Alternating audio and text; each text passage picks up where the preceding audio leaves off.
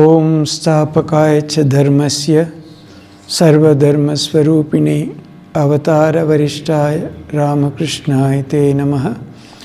जननीं शारदां देवीं रामकृष्णं जगद्गुरुं पादपद्मे तयोः श्रित्वा प्रणमामि मुहुर्मुहुः। नमः श्री यतिराजाय विवेकानन्दसूरये सच्चित्सुखस्वरूपाय स्वामिने तापहारिणे। तव कथामृतं तप्तजीवनं कविभिरीडितं कल्मषापहं श्रवणमङ्गलं श्रीमदाततं भुवि गृह्णन्ति भूरिदा जनाः।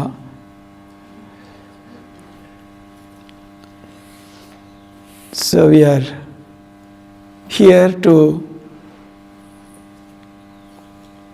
study, think about, meditate, reminisce, whatever you might say, about the wonderful life and teachings of Sri Ramakrishna captured through this immortal literature called the Gospel of Sri Ramakrishna.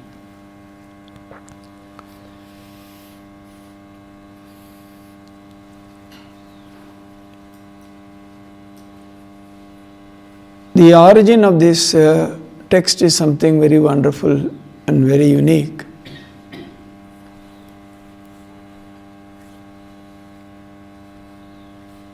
Master Mahendranath Gupta,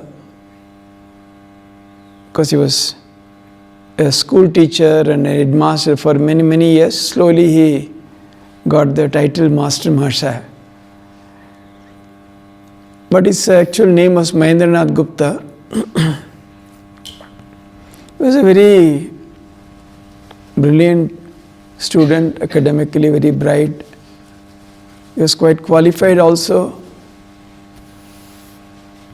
And he had worked as headmaster in many schools.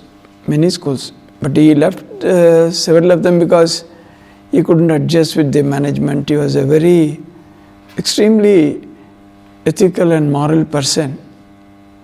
इसके वजह से कई school से उनका छोड़ के जाना पड़ा. He had to leave because he was not able to adjust.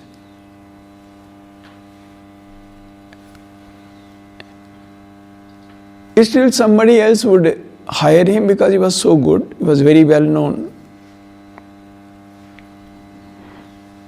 Very early in his life, he got into a total mess, so to say, about his family life. पारिवारिक परिसर बहुत ही बुरा हो गया उनका. So at one point of time, because of the tremendous disagreement between his wife and mother, which he could never solve in spite of all his efforts, so उन्होंने एक दिन निकल पड़ा घर से. He left his home with his wife, essentially with the idea of committing suicide. He wanted to give up the life itself because he could not solve it in any way finally. So उन्होंने अपना बहन के घर बरानगर पे, he went to his sister's house. So that was his state of mind. Imagine what else can happen to a person. He was really fed up with life itself. So one morning with his nephew, on Sidhu, he just left home with the idea of visiting a few places. Whole day both of them visited a number of places, and towards the evening his nephew told him, यहाँ नज़दीक एक बहुत सुंदर temple garden बगीचा है, आप क्या देखना चाहते हैं? Do you want to see? Normally, in a person such a mood, whole day he had roamed about, अरे बहुत हो गया चलो. He also said, वहाँ एक महात्मा रहा करते हैं, वहाँ stays there. But normally, you don't have that interest at that time. Surprisingly, he said, Chalo. And when they came to Dakshineshwar, they didn't go anywhere else, they came straight to the room where Sri Ramakrishna was living. Normally, when you go to your temple first, so Kalighar, nahi to Radhakant temple, all that. But somehow both of them landed right in front of Sri Ramakrishna's room. लेकिन अंदर उन्होंने जो दृश्य देखा वो तो चकित हो गए. What he saw inside, he was simply stunned.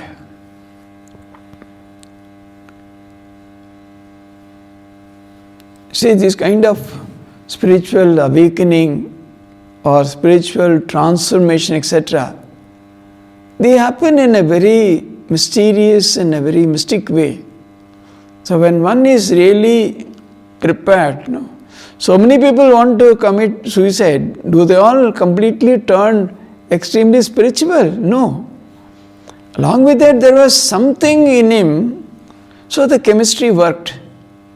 So what he saw inside, so many people have come and seen the Dakshineshwar scene where Sri Ramakrishna was talking to devotees. Many would be impressed, a few would not even be impressed, they would come away and all that. But at the very first sight, he was deeply impressed. He says somewhere, it looked as, because Sri Ramakrishna's room, I think most of you must have seen, it's not big, and there used to be two carts, one for him for his lying down, and one on which he would sit and talk and all that.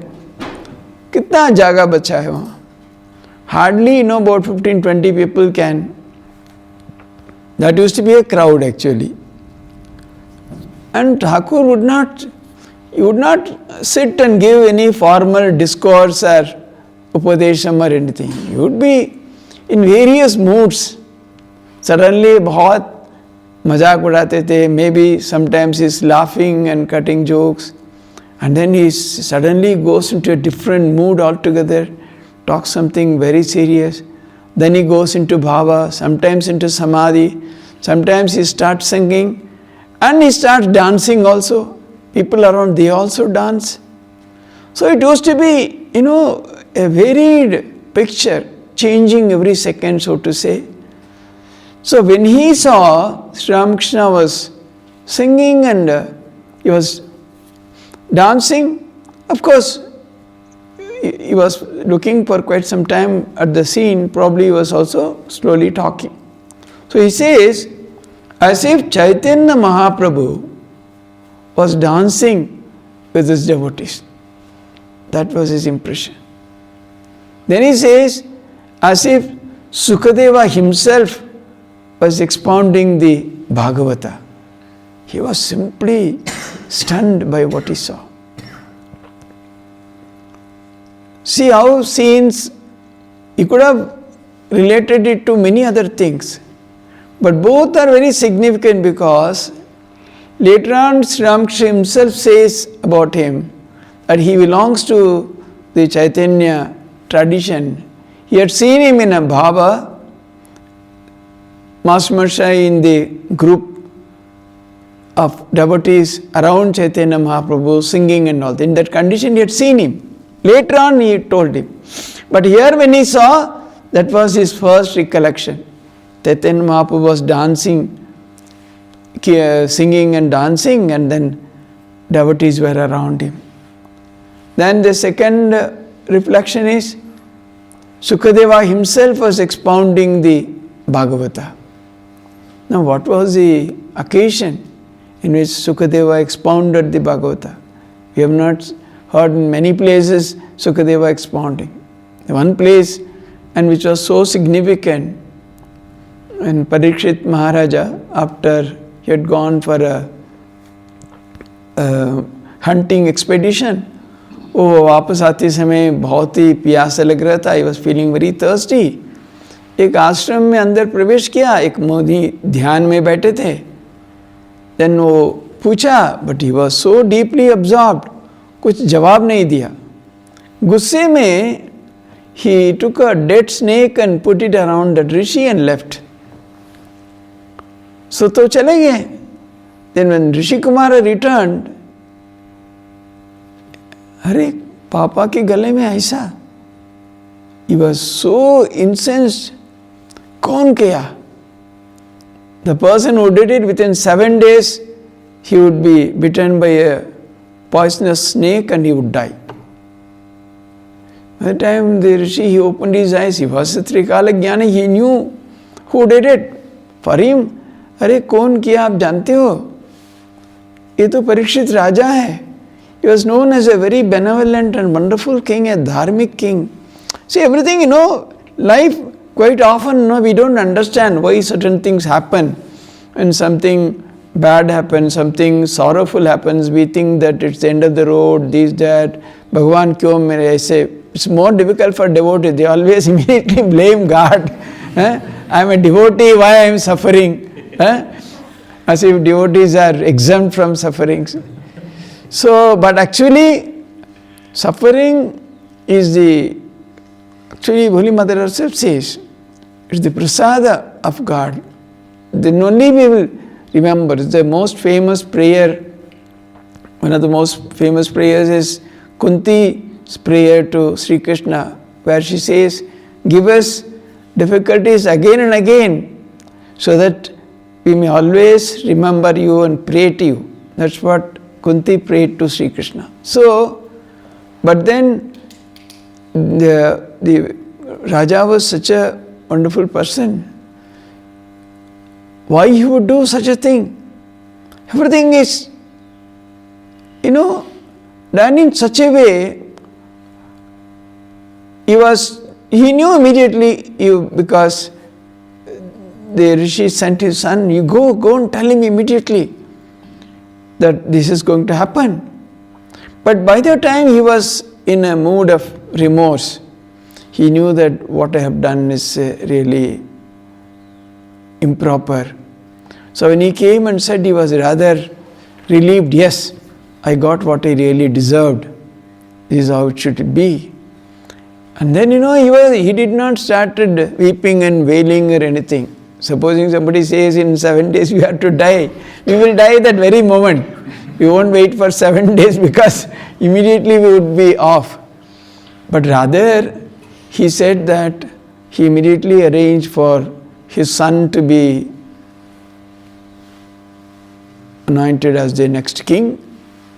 And then immediately he decided to go and live on the bank of the Ganges, where he would spend these 7 days in such a way as to solve the mystery of death itself.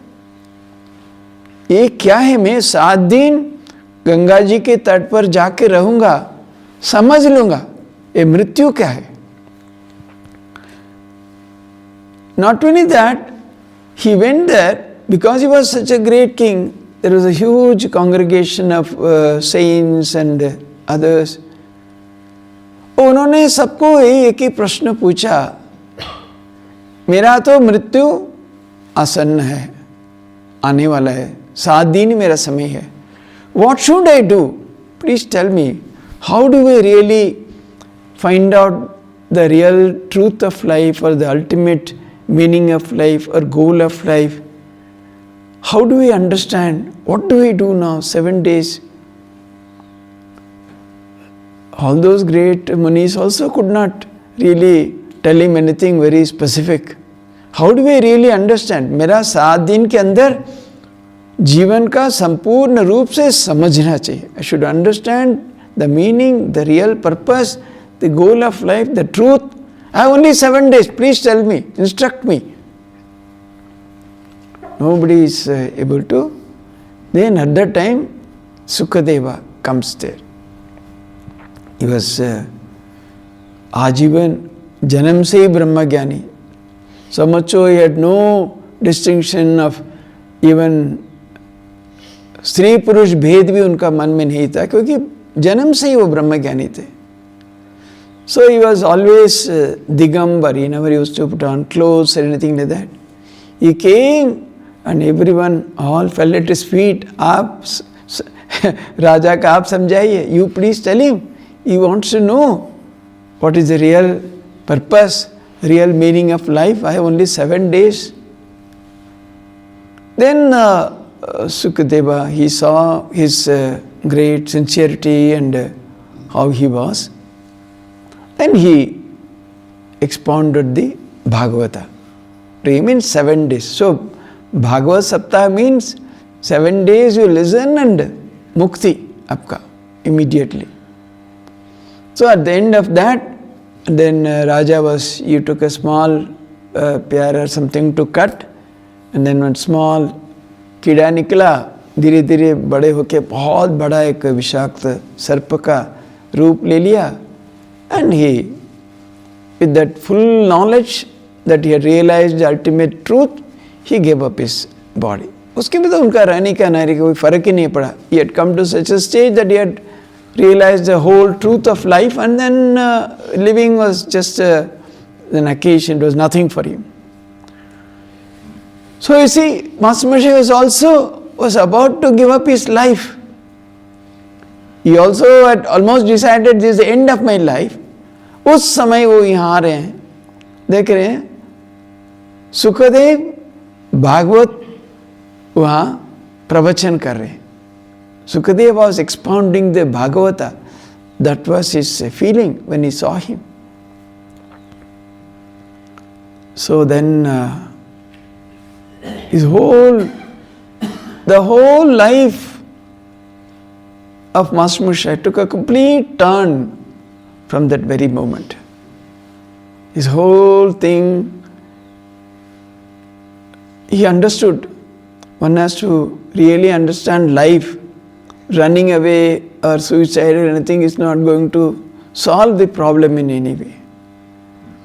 So then he went around other temples and all that, etc., etc. And he came, we will of course go through this chapter in great detail. So then what happened? He was always, it was his habit to maintain a diary. He always used to maintain a diary, it seems. So with that same habit, he also started with Sri Ramakrishna, noting down a little bit. But he was alone meant to do this very specifically, because one thing when he was noting down Sri Ramakrishna, was a little worried, like Keshav, whether he would also start writing in some newspaper or something like that. इसलिए उन्होंने किसी को नहीं बोला. Whatever he had, only 10 years after Sri Ramakrishna's Mahasamadhi, only he took it out. तब तक वो किसी को. Not only that, he was noting down, क्योंकि वो तो 7 दिन में ज़्यादा से ज़्यादा 1 दिन आ पाते थे. Only on holidays alone he could come once a week or so. So, but this diary was his satsanga. तो उससे वो जो लिखते थे, क्योंकि whatever he used to note down, with that he would live the rest of the days, seeing and remembering. So because probably this is one reason, later on when he kind of constructed this Katamrit completely from those diary notings, they are only small personal notings, they are not elaborate notes, so to say. Because he had relived those scenes several hundred times probably during the lifetime of Sri Ramakrishna.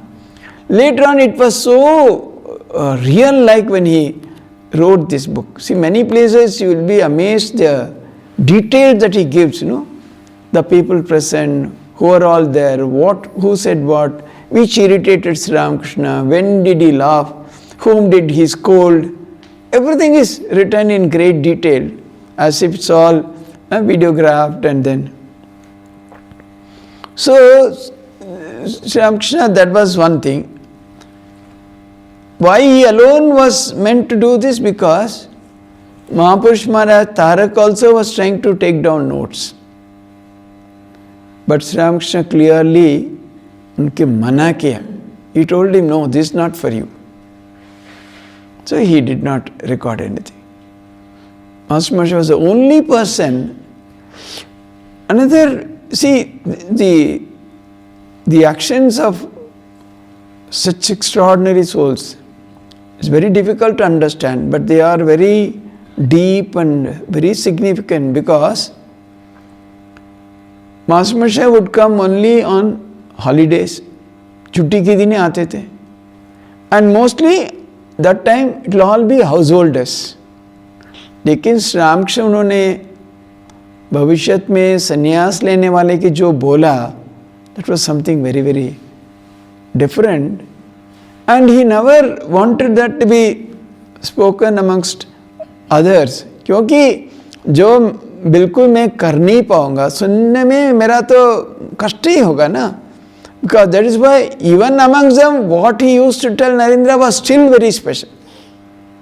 That is why on the establishment of mission, when there was so much of disagreement between Yogananda and Narendranath and Swami Vivekananda, he said, I am not telling not even a single word of my own.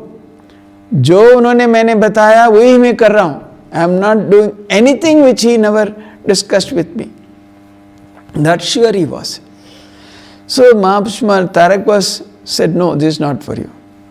But in the case of Master Moshe, Thakur would always encourage him, because आप कथामृत के अंदर भी देखेंगे कई जगह पे बहुत ही repetition है. Repetition in a शास्त्र is always welcomed and accepted. आप उपनिषद में भी देखेंगे, whatever is in Upanishad, there are many repetitions in the Gita, Gita से Upanishad, परस्पर दो उपनिषद के अंदर भी देखेंगे. Because Sri Ramakrishna wanted him to completely understand, absorb whatever he said. बिल्कुल हृदयंगम कर लेंगे ताकि भविष्य में सबको वो भूल पाएंगे. In fact, there were, I think, those times the maximum number of monastics were those who came through that channel, Kathamrita, Master Moshe and the ashrama. That was the channel. So he was very particular. So he would repeat it to him and ask him, उस दिन मैंने क्या बोला, बोलो तो.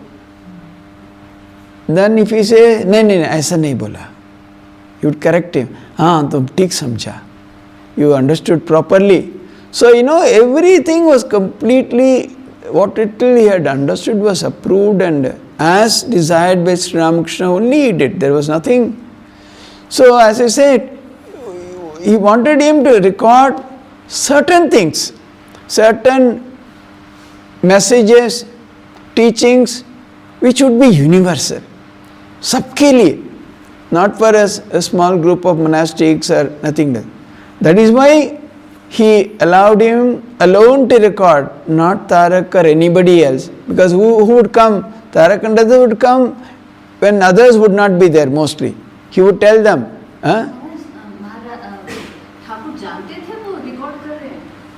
हाँ, मसमशे diary में छोटे छोटे लिखते थे. हाँ, मालूम था.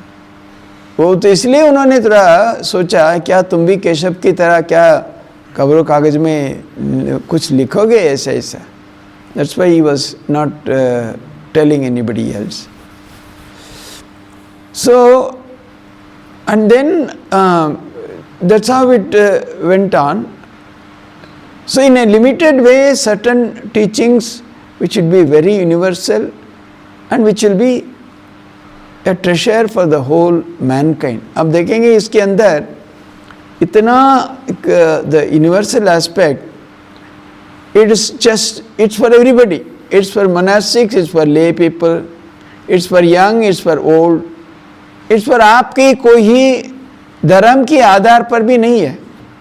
Hindu, Christian, Muslim, everybody can read this. In fact, there is a very famous Islamic scholar, Husainur Rahman. He comes many for the interfaith programs in Calcutta.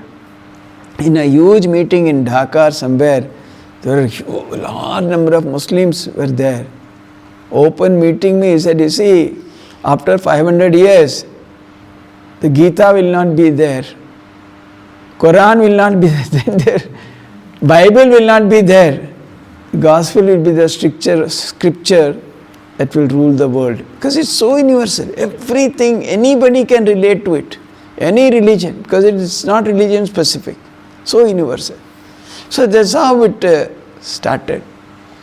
Then, although he had recorded or he was again going through them, for 10 years he never even touched. 1897 or so, he brought out 2 pamphlets in English.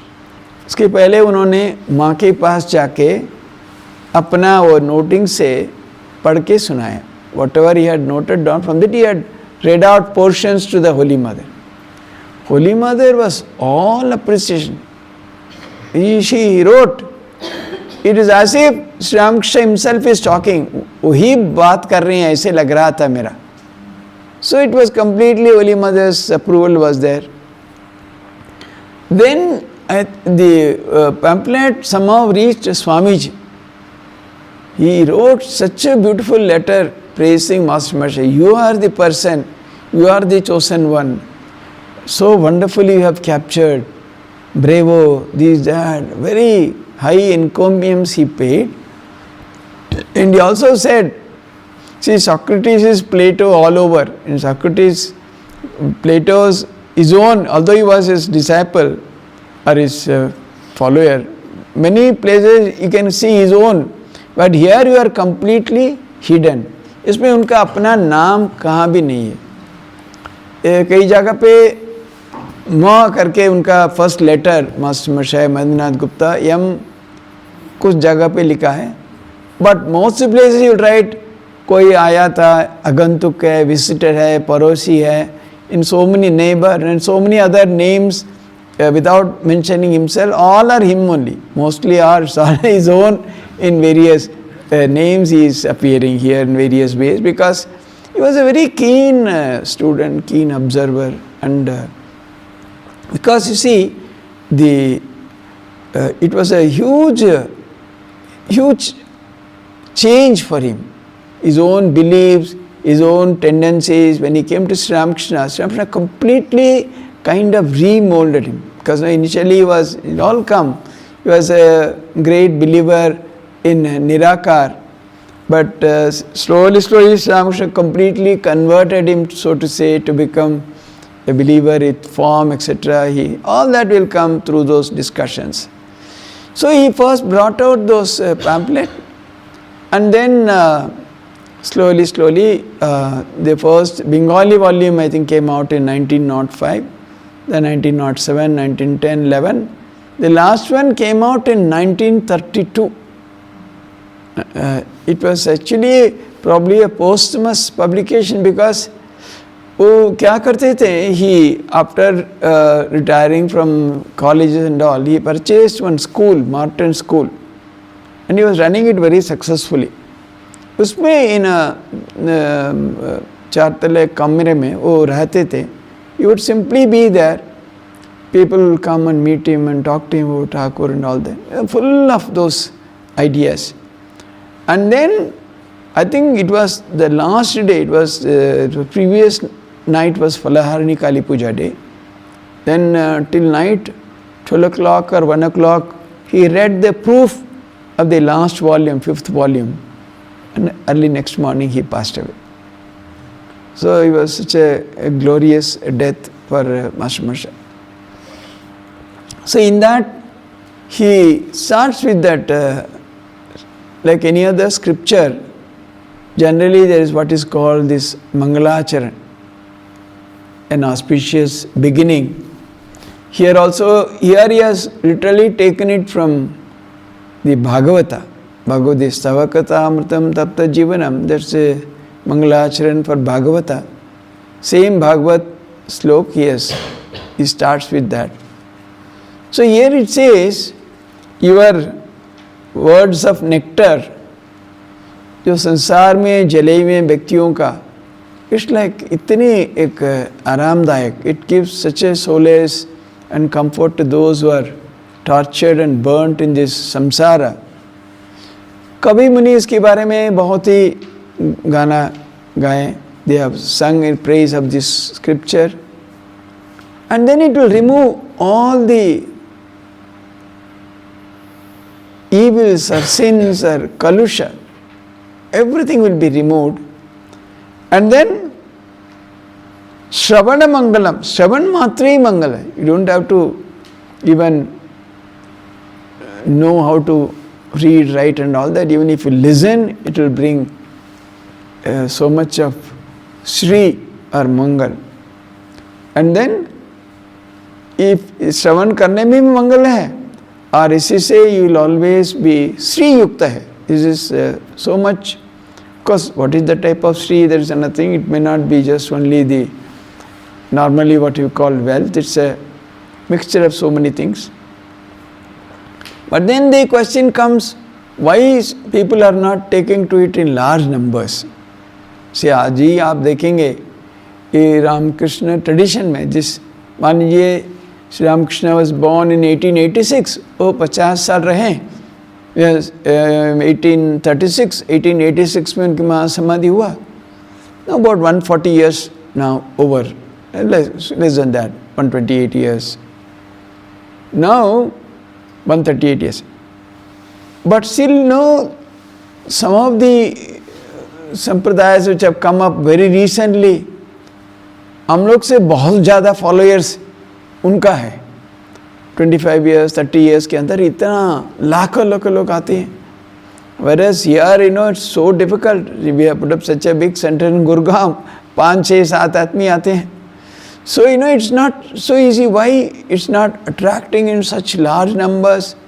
इसलिए कि आप पूर्व जन्म में आप बहुत कुछ शुभ कार्य करे हुए, उसकी वजह से फलस्वरूप you will come here.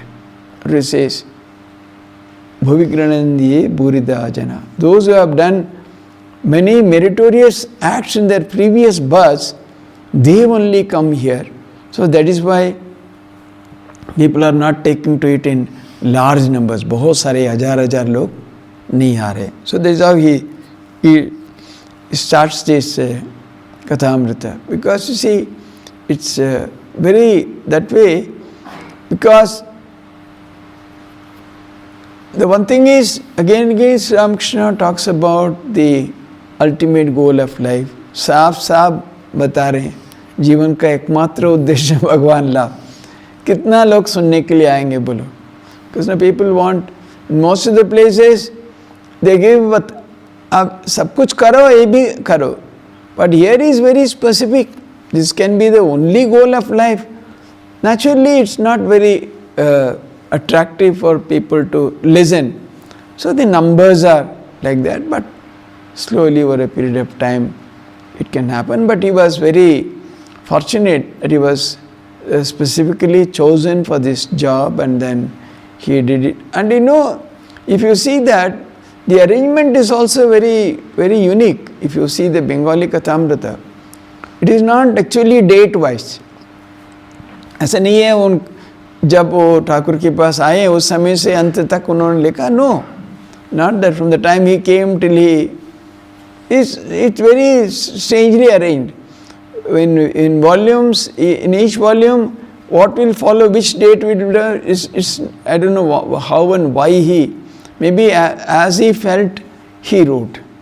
And through deep meditation, contemplation, and again, because this is, to capture it this way, it's not a easy task. He spent hours and hours in meditation while going through all that, writing this book. And that's why I say there will be people around him.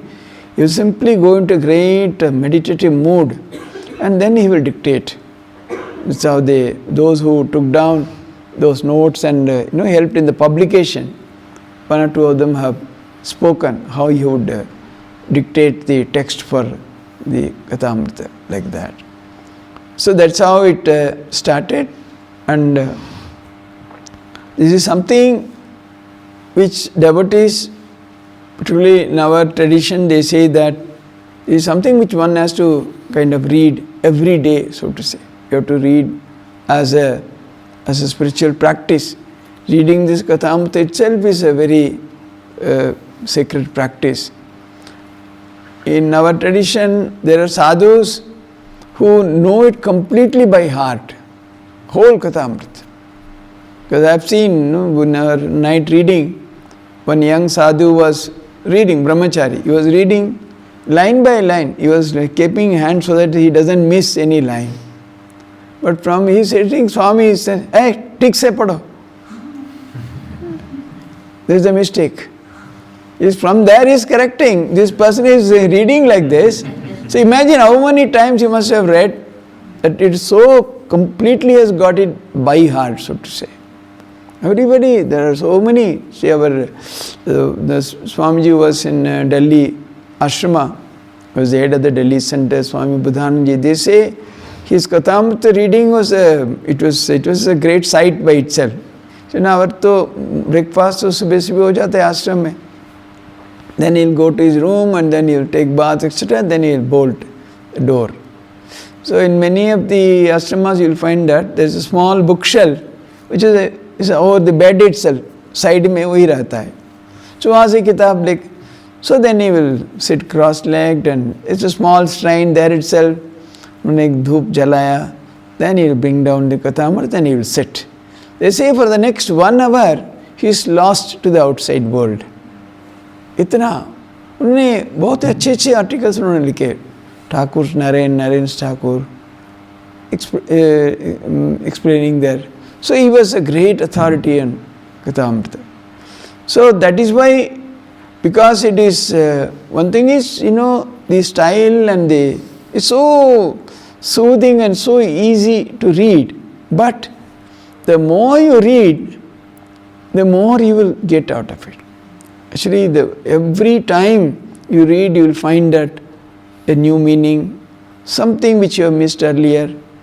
And it's also depending upon one's own state of mind. See, there was the great Christian saint, Francis of Assisi. He and 3 or 4 of his associates, all of them very, very young, they once took a vow from a very, very famous church and they left home. That's how their journey started. But initially it was all very difficult days, बहुत ही मुश्किल है. And they lived under tremendous poverty and that kind of a life they lived, tapasya. So कुछ समस्या समाधान नहीं हो रहा है. Then they will come back to that church again. They will sit and pray and they will bring down that Bible. And after prayer, open that page and they will find a solution. So like that, is Kathamrita also, if you are attuned to it, you'll find that many of your problems, many things you will get wonderful solutions through this, and it gives great insights about life, about many things.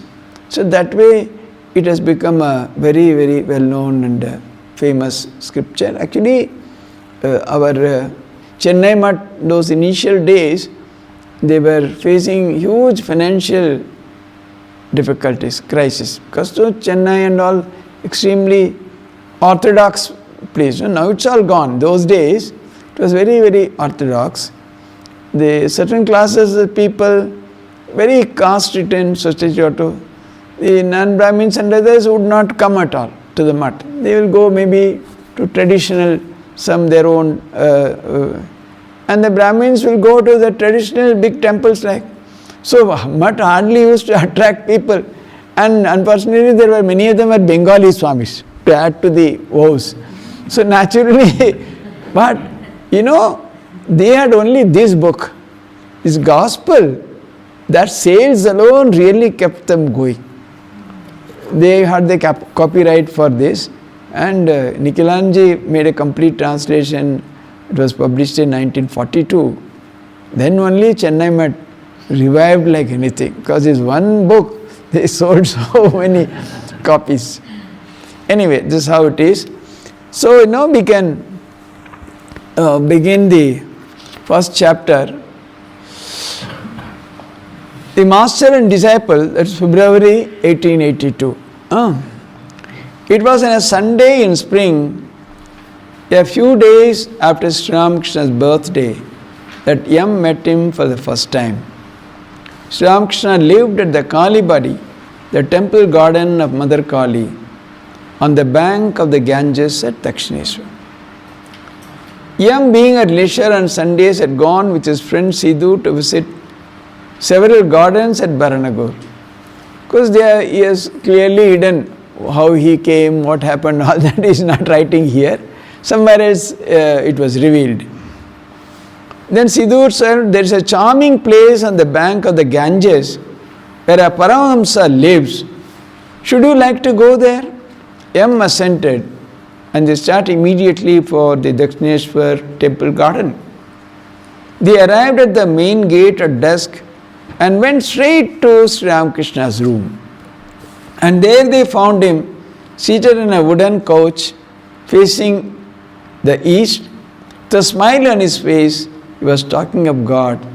The room was full of people, all seated on the floor, drinking in his words in deep silence. Then the first impression was so stunning. Yam stood there speechless and looked on. It was as if he was standing where all the holy places met, and as if Sukadeva himself was speaking the word of God, or as if Sri Chaitanya was singing the name and glories of the Lord in Puri with Ramananda, Swarup and others. So he was simply taken aback by this. Sri Ramakrishna said, when hearing the name of Hari or Rama once, you shed tears and your hair stands on end, then you may know for certain that you do not have to perform such devotions as the Sandhya anymore. Then only you will have the right to renounce rituals. Rather, rituals will drop away of themselves. See, very important. No, many places nowadays, many people don't do anything. No Sandhya Vandana, no Gayatri Japa, nothing. Not only that, many other things also they give up. Simply, they always say, no, ये सब जरूरत नहीं है. भगवान का ये करना है, as if they are day and night worshipping only the भगवान. भगवान के नाम लेते ये सब छोड़ देते हैं. Thakur says, you have to perform everything till you come to a stage where just to hear the name of God, or once you chant, your hair stands on end and tears flow. So he says, then the rituals, you don't have to give up. They drop off by themselves. Sandhya Vadana, Gayatri, etc.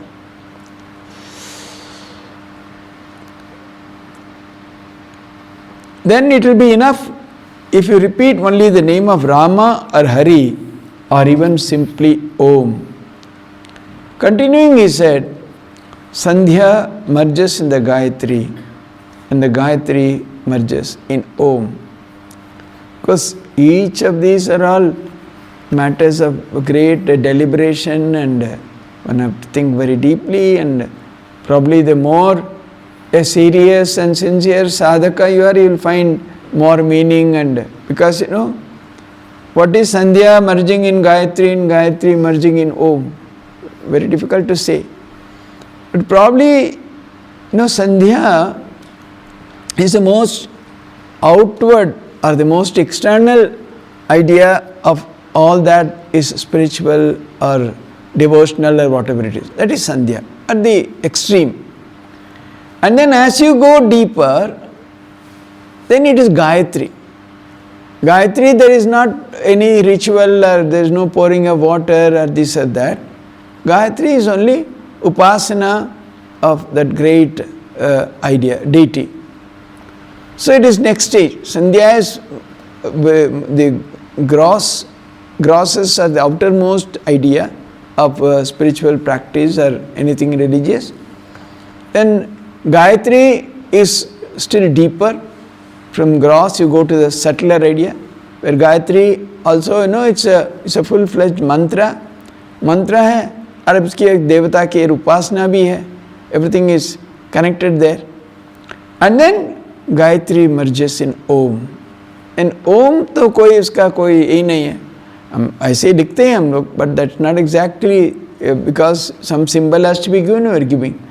So Omkar represents if at all you think of anything next to the Nirakar, highest idea of Nirakar के पहले आपका कुछ सोचना है तो वही ओंकार है. So that's why he says, from rituals you go to deeper to Gayatri. From Gayatri you go to the idea. Then you can repeat Om is enough at that time, he says. So that's why you progress from gross to subtle. So you cannot straight away say that no, I won't do all that. आपकी धीरे धीरे धीरे आगे चलना है. Yam looked around him with wonder and said to himself, what a beautiful place, what a charming man, how beautiful his words are. I have no wish to move from this spot. उसे जाना ही नहीं चाहते. After a few minutes he thought, let me see the place first, then I will come back here and sit down. तो पहले बार आए कुछ नहीं देखा तो मंदिर आदि दर्शन करके I will see the temples etc. and come back and sit down here. As he left the room with Sidhu, he heard the sweet music of the evening service arising in the temple from gong, bell, drum and cymbal. Could hear music from the Nahabattu at the south end of the garden. तो आरती के समय सब घंटी वगैरह बजा रहे हैं.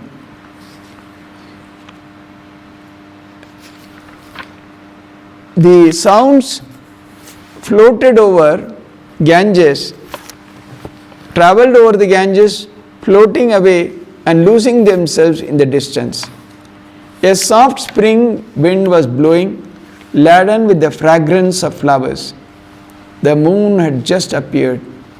It was as if nature and man together were preparing for the evening worship. He was a wonderful writer. Yam and Sidhu visited the 12 Shiva temples, the Radhakanda temple and the temple of Bhavatarini. And as Yam watched the services before the images, his heart was filled with joy. You see, a man was a complete believer in Nirakar. He watched the Arati services before the images. He was filled with joy. So, slowly it was the inner change was starting even there itself.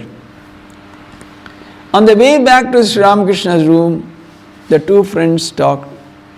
Sidhu told M that the temple garden had been founded by Rani Rasamani. He said that God was worshipped there daily as Kali, Krishna and Shiva, and that within the gates many sadhus and beggars were fed. When they reached Sri Ramakrishna's door again, they found it shut, and Brinde, the maid, standing outside. Yam, who had been trained in English manners, would not enter a room without permission, asked her, is the holy man in? Brinde replied, yes, he is in the room. How long has he lived here? Oh, he has been here for a long time. Yam, does he read many books? Books? Oh dear, no. They are all on his tongue. He was simply stunned. ये कैसे संभव है? वो तो पढ़े लिखे आदमी था. How one can have everything on the tongue without reading? बिना पढ़ के कैसे संभव है?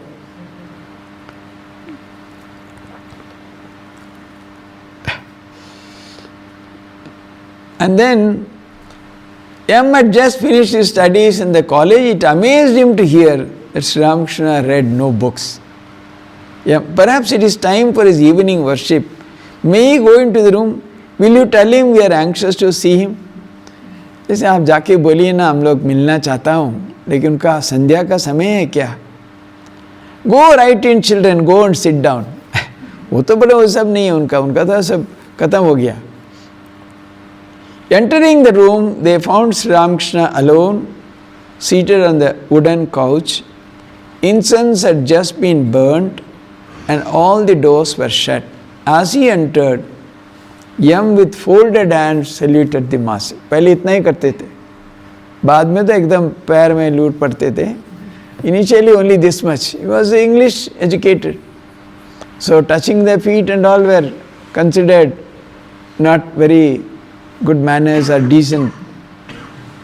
Then at master's bidding, he and Sidhu sat on the floor. Sri Ramakrishna said, "Where do you live? What is your occupation? Why have you come to Baranagur?" So Sri Ramakrishna would not ask everybody also at the first instance to all these questions. सबको नहीं पूछते थे. जिनके साथ उनका कोई विशेष संपर्क होने वाले हैं, कोई विशेष कारण से आया उनके पास, for them he will ask in detail, उनका क्या है, अब कहाँ से आया, क्या कर रहे हैं सब. Yam answered the questions, but noticed now and then the master seemed to become absent-minded. Later on, he learned that this mood is called bhava, ecstasy. बात करते करते अन्नमनस्क होना. Simply he is lost in his own. Later he learned is called bhava. It's like the state of the angler who had been sitting with his rod. The fish comes and swallows the bait, and the float begins to tremble. The angler is on the alert. He grips the rod and watches the float steadily and eagerly. He will not speak to anyone. Such was the state of Sri Ramakrishna's mind. It's actually Sri Ramakrishna's very own example. He has quoted here. Later on, you will get this. When somebody was going there, someone was sitting with a fishing rod, मछली पकड़ने के लिए बैठा था. वो पूछ रहा था, ये कहाँ, इस तरह तरना, उस तरह जाना. कुछ नहीं बोल रहे. 2-3 बार पूछ के वो चला गया. क्योंकि उस समय मछली आ रहा था. It was just touching the bait. He was waiting. जैसे उसका उठाया, ओ भाई साहब आ जाओ आ जाओ. अरे इतना नज़दीक, कितना पूछा, कुछ नहीं बोला. You didn't say anything. Why are you calling? Then he said, उस समय तो मछली पकड़ने वाले थे. So he says, Sri Ramakrishna, suddenly his mind was elsewhere. He was totally absorbed. And then would often, such was the state of Sri Ramakrishna's mind. Later him heard and himself noticed that Sri Ramakrishna would often go into this mood after dusk, sometimes becoming totally unconscious of the other world. संध्या इस सब समय में ठाकुर की विशेष रूप से बहुत ही अलग तरीका उनका एक होता था. So it was his first meeting, and many more interesting conversations are happening.